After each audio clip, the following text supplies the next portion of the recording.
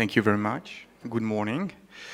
So I will, during the next 15 minutes, I will talk about the transformation of MPN to MDS and AML. And I would like to say that it is not an easy talk because those patients with blast phases are considered as a very poor prognosis patients. Their median overall survival is rather short, between 3 to 6 months. And there are very limited therapeutic options for those patients. But I will discuss within the next minute of what we can propose to those patients with blast transformations. What are the risks of AML or MDS evolution in MPD? And based on clinical data first, we know that the leukemic evolution in MPN is a long-term issue. And in this paper published a few years ago, the leukemic evolution in PV was observed after 10 years of follow-up, and it increased up to 20%. The cumulative risk of leukemic evolution increased up to 20% at 20 years. So the leukemic evolution in MPN is a long-term issue. But in younger patients, in patients younger than 60 years old, it might represent the major cause of death in a patient with PV. And in this paper published by Kilajian a few years ago, it has been shown that leukemic events represent 51% of the cause of death in patients younger than 60 years old. So it's a major issue in PV. What are the risk factors for leukemic evolution in MPN? There are some very interesting data coming from the Swedish Registry that has been published in the GCO 3 years ago on a very large cohort of MPN, more than 10,000 patients that have been enrolled in the Swedish Registry. And they did a comparison, a case control comparison, comparing patients with AML or MDS post-MPD to match control patient with MPD. And they have observed that the risk of AML or MDS evolution after MPD was significantly associated with the exposure to phosphorus 32, the use of alkylators, but there was no link between hydroxyurea treatment and the risk of leukemic evolution in that study. In another study in PV, randomizing piperberman and hydroxyurea published by the French group in the GCO 4 years ago, it has been shown that the use of piperberman might be associated in a higher risk of leukemic evolution in PV, and the cumulative incidence of leukemic evolution in patients treated with piperberman was 52% compared to 24% in patients treated with hydroxyurea. In the ECLAP study published in the New England and updated in Blood a few years ago, with a median follow-up of 8 years from diagnosis in patients treated with PV, they looked at the leukemic evolution of patients enrolled in this study. And the predictive factors of AML or MDS evolution were older age, of course, longer disease duration, as expected, and a treatment with more than one cytoreductive drugs, mainly the use of phosphorus 32, busulfan, and piperberman. And this is, I have highlighted in bold the predictive factors that were of significance in the multivariate analysis. Of note, in that study, once again, the use of hydroxyurea was not associated with an increased risk of blast transformation. What is the outcome of patients who are transformed to MDS and AML? The outcome is very poor, as depicted here, and the median survival of those patients is very short, between 3 to 6 months, highlighting the need for a treatment for those patients. So the evolution to leukemia could be the first cause of death in long-term MPN patients, mainly in younger patients. younger than 60 years old. And the evolution to leukemia or MDS is, of course, part of the natural history of the disease, but this risk can be enhanced by some drugs like alkylating agents. Do we have biological markers that might predict the evolution of the disease? This has been highlighted this morning in the previous talk on the molecular marker, but I will give you some clues to highlight this topic. First, the outcome, this is in fibrosis, the outcome of patient according to the mutation. This is survival curve that have been published by the Teferi group, showing that patient with calreticulin mutation had a better prognosis than patient with MPL mutation or JAK2 mutation, and that the prognosis of the patient with calreticulin mutation was significantly better than patient with triple negative myelofibrosis. And when they looked at other molecular markers, such as A6L1, they highlighted the fact that patients with A6L1 mutation had a worse prognosis than patients without this mutation, either in patients with calreticulin mutation or in the absence of calreticulin mutation, suggesting that those patients are at higher risk of MDS or AML evolution than the wild-type patients.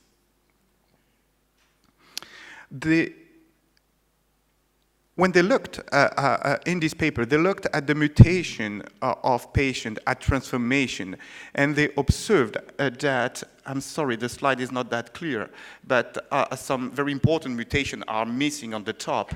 But the missing mutations that have been observed at a very high frequency during disease evolution were I6L1 mutation and TP53 mutation mainly, and IDH mutation. And it has been clearly demonstrated that somatic mutation of TP53 are quite common during disease evolution of MPN, and that are not present during chronic phase of the disease, suggesting that this event might drive disease evolution in those patients. So what about the treatment? Is there any role for high-dose chemotherapy and transplant in those patients?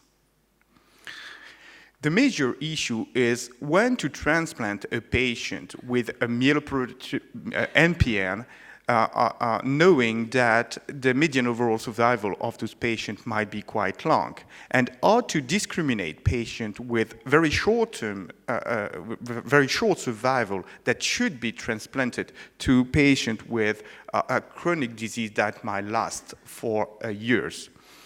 There are different prognostic scoring systems that have been established to help the decision to transplant or not, the Lille score, the 7th score, the dynamic IPSS, and so on.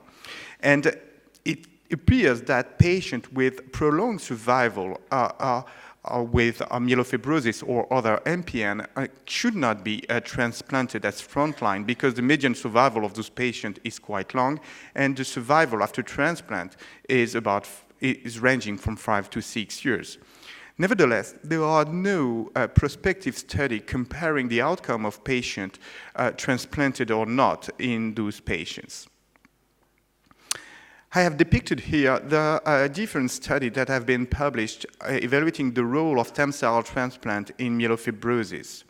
As you can see, the median survival of those patients, is quite good, ranging from 40 to 60% at 5 years. But the transplant-related mortality remained quite high, about 30%. And in all those studies, the median age of the patient was quite young, around 40 years old. So this is not the exact picture of the patient with myelofibrosis or PV or ET. They are much younger. There was an attempt to compare the outcome of patients transplanted or not with fibrosis that has been recently published by Nicholas Kroger in Blood. And he analyzed the patient who received or not a transplant, and the patients were stratified according to the dynamic IPSS that included age, constitutional symptoms, low hemoglobin level, high white blood cell count, and the presence of circulating blast. And as shown here in blue, this is the patient who were not transplanted, and in dark, the patient who were transplanted.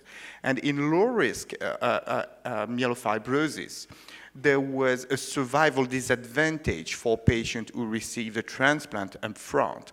On the contrary, in high risk MF, there was a survival advantage for a patient who received a transplant compared to a patient who received only supportive care or palliative treatment, suggesting that patients with high-risk myelofibrosis clearly benefit from stem cell transplant, and that in low-risk MF, those patients should not receive transplant up front.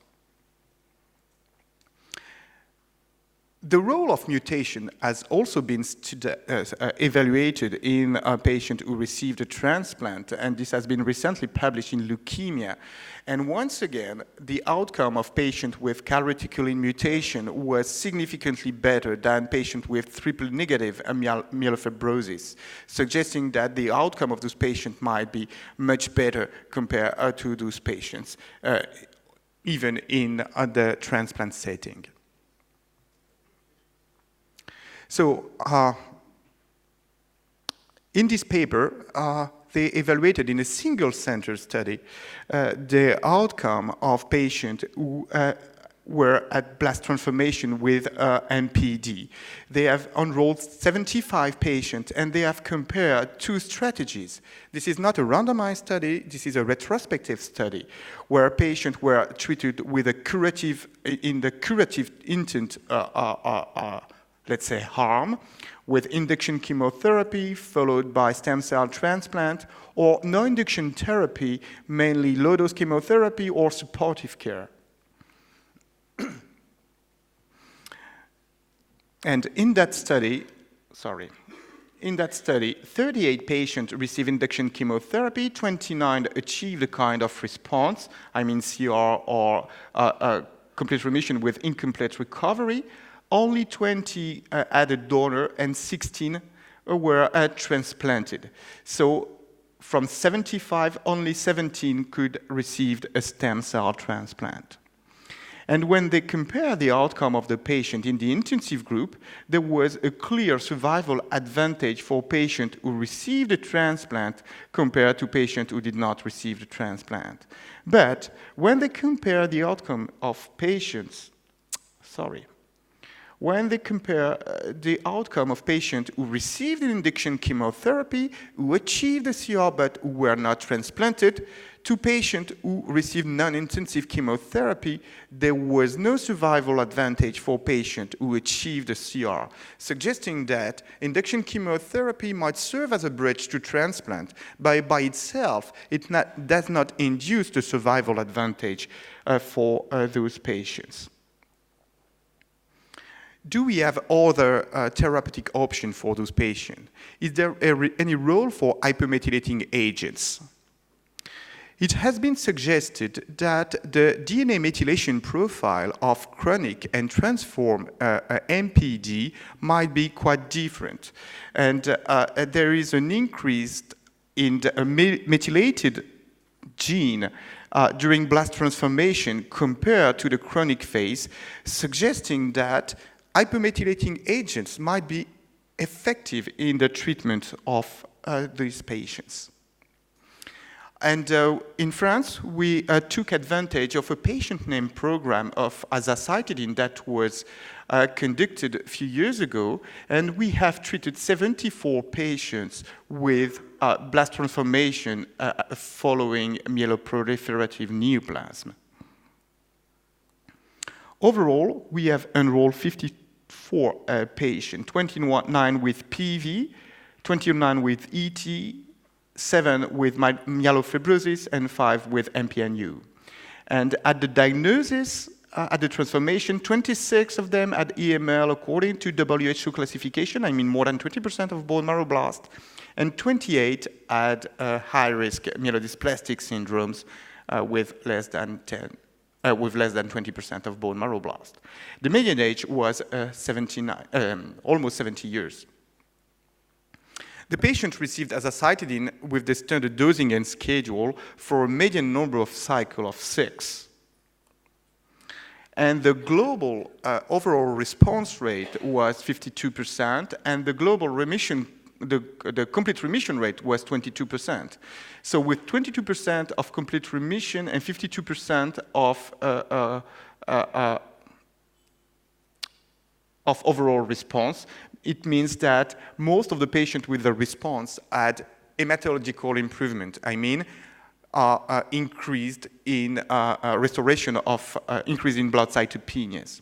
And when we compare their results in MDS on AML, there was a significant difference in terms of response.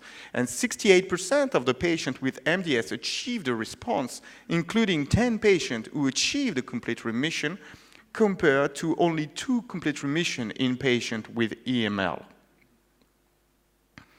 The median overall survival was 18 months. I'd like to remind you that this is not a randomized study, this is a retrospective study, but in the previous paper that I presented 10 minutes ago, the median survival of the patient with blast transformation is about 6 months. So it seems that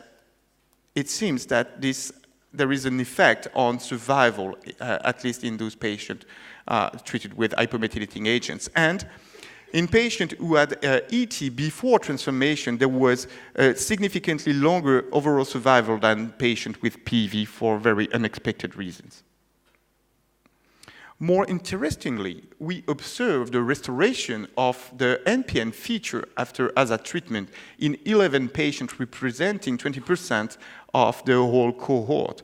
And those patients had recurrence of either thrombocytosis or polycythemia after hypomethylating treatment, after a median number of 3 cycles.